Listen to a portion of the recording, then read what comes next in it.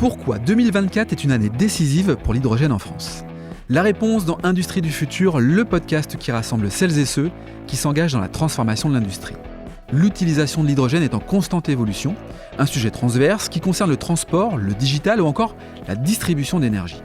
Aymeric Renaud, vice-président de l'activité industrie, nous explique le rôle de Schneider Electric dans cette transition. Dans quelle mesure ce gaz est-il devenu incontournable pour l'industrie 2.0 ? Quel est son coût de production ?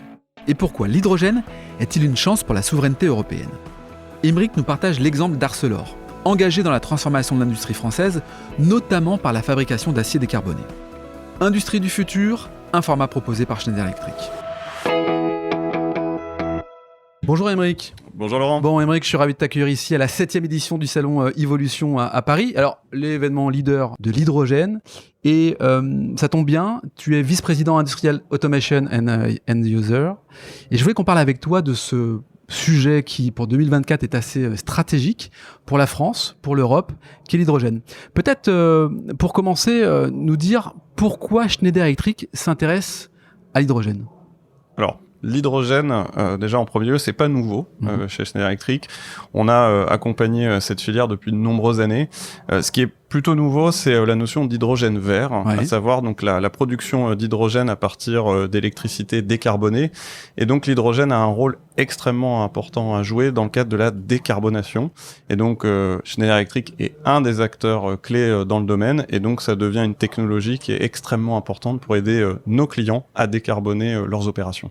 Alors on s'est vu l'année dernière, 2023-2024, ça va très vite. Est-ce que ça va aussi très vite en termes d'évolution sur les usages, sur l'intégration de l'hydrogène dans les entreprises et dans l'industrie? Alors, clairement, il y a de nombreuses études qui se sont lancées, je dirais, ces dernières années, mais qui aujourd'hui se concrétisent. Alors, au travers de plusieurs projets, il y a des projets typiquement sur des sites industriels anciens qui accueillent l'hydrogène avec une production décarbonée pour venir décarboner les processus. On voit la construction de gigafactories sur le territoire français. Alors, l'hydrogène peut être aussi bien utilisé dans le process d'une industrie, mais également pour la mobilité, notamment la mobilité lourde. Et on voit des acteurs comme Symbio qui vont construire des usines pour manufacturer des solutions dans le domaine de l'hydrogène vert. Donc c'est des projets qui se matérialisent et qui aujourd'hui aident à transformer les sites. Un autre bel exemple, c'est Arcelor qui va intégrer l'hydrogène vert dans sa production pour décarboner la production d'acier. Et qui a un mix énergétique qui vient s'intégrer avec l'électricité, j'imagine. Exactement. Donc ça, c'est une grande force de la France. On a une production nucléaire qui est extrêmement importante. On a de beaux projets à venir au travers des EPR2. Donc c'est finalement la France un territoire qui va continuer dans cet engagement de production d'énergie décarbonée. Et de ce fait, il y a beaucoup d'industriels qui souhaitent s'implanter sur le territoire français parce qu'il y a une garantie finalement d'approvisionnement, parce qu'il faut savoir que les électrolyseurs sont très très consommateurs d'énergie. Et de ce fait, d'avoir une production nucléaire, c'est la garantie de pouvoir produire et d'accompagner les industriels dans leur décarbonation. Alors, pour bien comprendre le rôle de Schneider Electric dans ce dispositif, dans ce processus, on est bien d'accord, Schneider Electric ne produit pas d'hydrogène.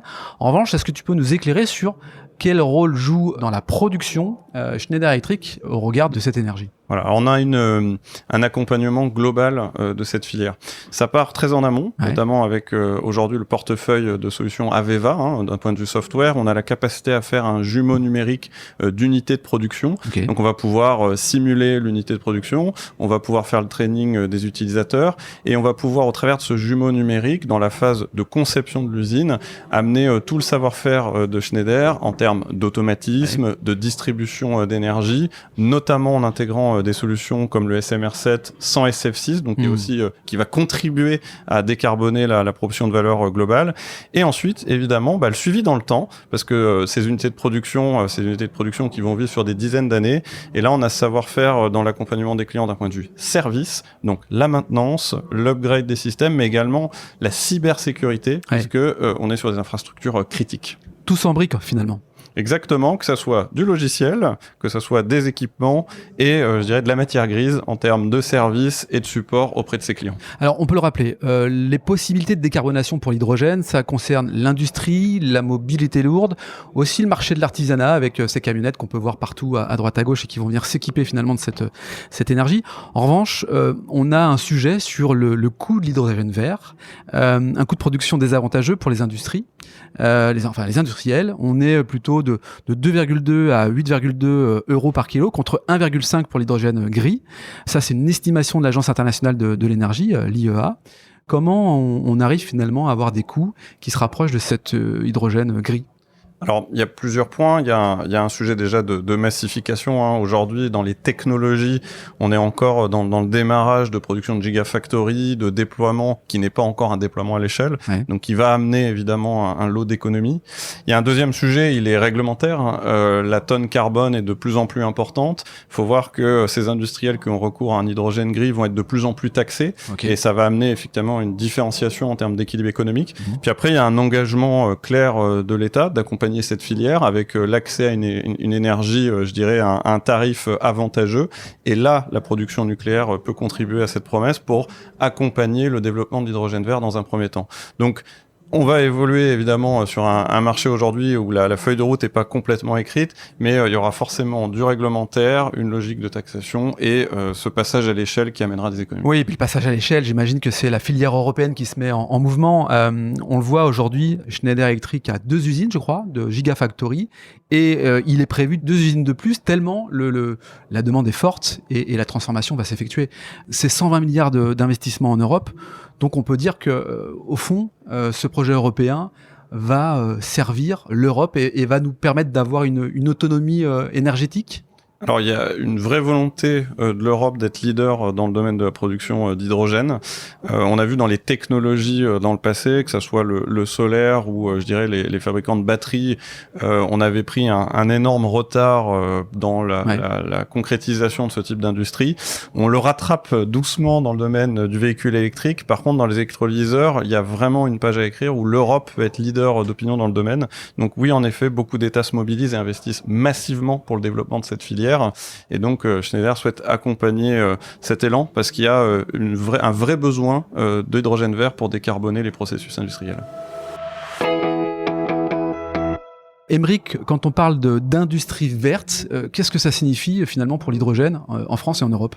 Alors, si on regarde par exemple ce qui est fait en France au travers de la loi Industrie verte, il y a 50 sites qui ont été sélectionnés comme les 50 sites les plus émetteurs de carbone pour la France. Et donc, il y a des grands projets d'investissement pour venir transformer leur processus industriel. Un bel exemple, c'est Arcelor qui va accueillir au sein de son unité de production à la fois l'électrification de fours et l'intégration d'hydrogène dans son processus. Donc là, on est sur une vraie transformation de cette industrie qui va être en mesure demain de produire un acier décarboné. Et pour un acteur, par exemple, comme Schneider Electric, qui manufacture des équipements, la possibilité d'acheter cet acier décarboné et de l'intégrer dans ses propres solutions pour le proposer aux clients et gagner en impact carbone sur ses produits. Donc c'est toute une chaîne de valeur, des vraies interdépendances, et donc ça a créé un véritable impact et surtout une différenciation pour le marché européen sur la production de ces produits. Très clair. Merci Aymeric. Merci d'avoir participé au podcast Industrie du futur, un podcast de Schneider Electric.